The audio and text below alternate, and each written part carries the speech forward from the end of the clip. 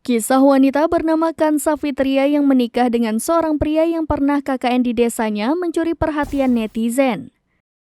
Pasalnya, dalam video yang ia unggah di akun TikToknya @kansafitria, memperlihatkan potret dirinya saat masih bocah bersama seorang pria.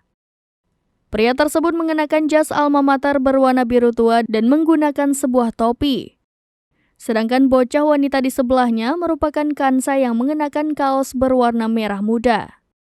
11 tahun berlalu, Kansa kemudian dipersunting oleh pria yang pernah berfoto dengannya. Kisah cinta Kansa dengan pria bernama Muhammad Kamil Faisal menjadi viral di media sosial. Pasalnya, keduanya sempat berfoto bersama saat Kansa masih bocah dan baru berusia 11 tahun.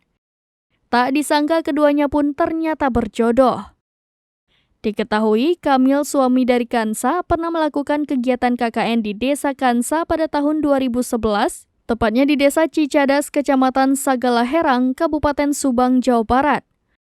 Pada tahun 2022, Kamil pun mempersunting salah satu gadis dari desa tersebut.